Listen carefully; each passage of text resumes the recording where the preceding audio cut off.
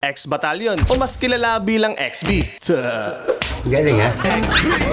Ang isa sa pinakasikat na rap group dito sa Pilipinas. Mula underground ay tumawid sila papuntang mainstream gamit ang kantang Hayaan Mo Sila. Kalimutan mo na yan, sige maglibang, huwag kang magpakaibang.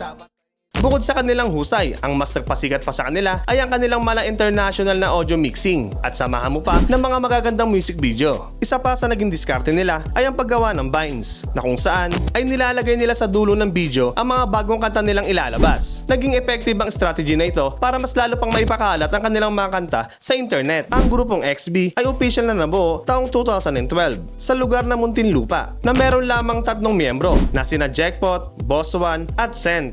At ang nakaisip ng pangalan ng grupo ay walang iba kundi si Jackpot. Mula Jackpot Battalion to X-Battalion. Maraming naging miyembro ang XB at matapos makapasok sa grupo sina Yuri Dupe, Flo G, J. Rowa, MC Ren, Skastakli, Brando at King Badger. At the rest is history na. Sa kabila ng mga kontrobersiya at pagbabago ng lineup, nananatili ang X-Battalion bilang isa sa pinaka-maimpluwensyang grupo dito sa Pinoy Hip Hop. Ano ang kauna-unahang kanta ng XB na napakinggan mo? I-comment mo na ng ating mapag-usapan.